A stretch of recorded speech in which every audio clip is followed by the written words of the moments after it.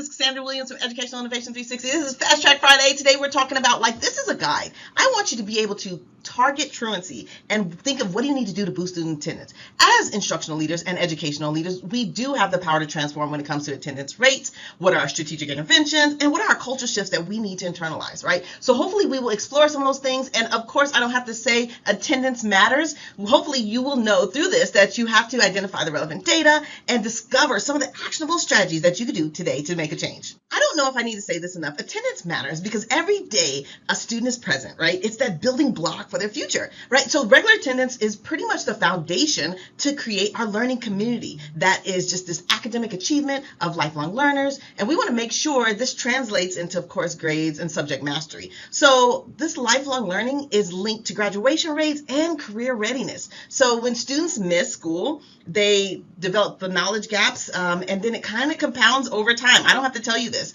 So we know chronic absenteeism leads to lower grades, reduced subject comprehension, and of course increases your dropout rates, and then it just limits our students' opportunity and earning potential. Okay, here are some statistics. We know students with consistent attendance are 1.7 times more likely to achieve proficiency in core subjects, like reading and math. So thinking of chronic absenteeism as defined as missing 10% or more in school and services, right? So it's like a warning sign for students who are at academic risk and future potential dropouts. So thinking of how is there becoming a widening gap, a performance gap between students who are regularly attending and then students who are chronically absent, right? These statistics, of course, emphasize the urgency of really thinking of what are we going to do for academic attendance interventions. Okay, we know you're all principals, right? You set the tone for this school community. So your thoughts, your leadership, your rah inspires families, and especially through your clear vision and your consistent measuring of attendance, right? Thinking of what this looks like. Hey, attendance is our priority. What are you messaging out for parents? So this role that you have, just modeling these proactive, data-informed decision, really thinks about how do we address this root cause, and we're very proactive about it. And so we are trying to foster this culture where every student feels this sense of belonging. We are all accountable of each other. And I want to say this just involves these 4 key areas, which is how do we inspire? How do we analyze our data? How do we collaborate with other schools, other districts to kind of see what's working, what's not, right? And then how do we bring in this future culture and make this the very fabric of what our school stands for? I don't have to tell you, early intervention, let me say that again. Early intervention is crucial, right? Preventing occasional absences, right? From it becoming this chronic pattern. We need to implement these systems as a long time. How are we monitoring? What are we doing in real-time data attendance? How are we gathering this data? How do we identify some of the students that are at risk before these patterns become, too much to bear? And then intervention is the most effective after 3 or more unexcused absences, thinking about in a month. So develop just a collaborative approach with your teachers, your counselors, and your support staff to kind of think of what are we doing to provide targeted resources to address some of these barriers, right, that our students face. And so we're thinking of what is the personalized approach that will give us better results when we're talking about, attendance policies. Now, of course, we know about mentorship programs, but, thinking about when students enter.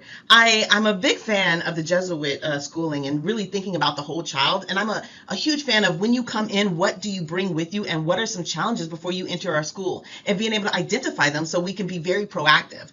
But now that we have our students in our school, what are we thinking about? How do we address our current population?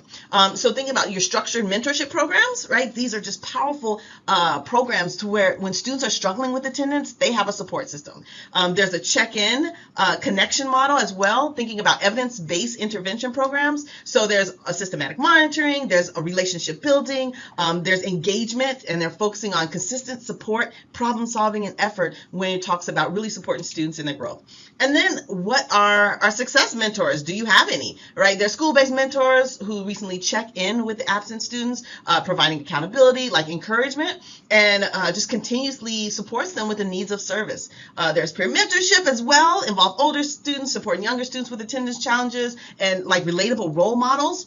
And so thinking about these programs, but we know that once you implement one of these programs, there's a sustainability piece. But we know that once you implement them, you have a 20% reduction of absences among mentored students. So these are relationships with other students can be key and very accountable for other students to make sure that their presence matters in the school. Now, we can't do anything without the families that we serve. So engaging parents as partners, right, in this attendance, that is crucial, right? We want to make sure that we get these remarkable results, right? They're in the community. They know the family members in the community, and you should as well. So what are we doing to build trust through home visits? How are we establishing regular positive communication channels with families and parents? And thinking of how do our families communicate, right? So thinking of a multi-approach to getting at parents, right? Whether it's text, it's calls, it's emails, and just being able to keep parents in the loop and informed about attendance patterns, both concerns and trends, and how can we best improve, right? And thinking about the activity. Thinking about actually identifying and addressing concerns and barriers that our families face, whether it be transportation, challenges. And I question you to say, like, what are your partnerships that you have either on deck or a phone call away to where you can address the health concerns, the language concerns or barriers. And so when you think of all these barriers that students may have, once you remove some of these obstacles, and then it just continues that bond and builds that linkage to where attendance and parents will truly become allies and supporters of the school. I don't have to say a positive school climate is the way to go, but it too transforms attendance patterns, right? Making school the fun place to be, the place where students want to be, right? How do we recognize monthly programs from perfect attendance celebrations, awards, acknowledgement, progress for students, and thinking of how do we create that warm and welcoming environment for parents as well when they come in the front office, to training staff members how to greet, say students by name, establishing welcome rituals in their classrooms. Maybe there's an attendance competition where we're doing it by grade level, class level. There's incentives, so it's a big deal where we can focus on these metrics and improve these metrics daily. We know that research says that once we've created this welcome and safe space, that it reduces voluntary absences. So it's that shift from the compulsory attendance to like excited participation, valued community. I cannot wait to get to school. Now there are several people doing it, so make sure if you DM me, I can tell you about some urban schools and spaces, middle schools that are really doing their due diligence to kind of reduce chronic absenteeism. So thinking about what can we do to reduce it in 18 months, right? Make this a challenge.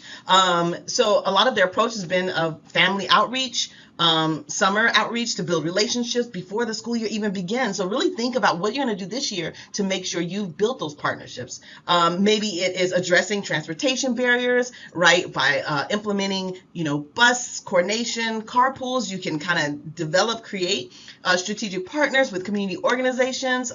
Thinking about other resources. Maybe these resources are found on campus. Maybe the services can be on campus. And so thinking about it's not just one thing, it's all the things, and how are we monitoring, measuring, and making sure it has an impact on our community. Okay, I'm all about that. Do now, go now, go, go, go. So thinking of like beginning by analyzing your school. What is your school attendance, right? How are you looking at the data? How are you understanding the patterns and your priority areas? Review your historical attendance patterns, and you can do that by grade level, demographics, days of the week, like what days are students just missing, specific groups that have higher absenteeism, thinking about what are the systematic things that are barriers within the school, and thinking of what do we need to do to form a dedicated attendance team that has representation across the school community, where it's community partners, diverse perspective, it's families, counselors, administrators, teachers, parents, right? Because if this is the thing that we need to focus on, we have to get everybody involved, because your leadership is the one that needs to prioritize that this is what we want to do and this is what we need to do for systemic change. I hope these tips help. DM me if you want more information. I'll talk to you later. Bye.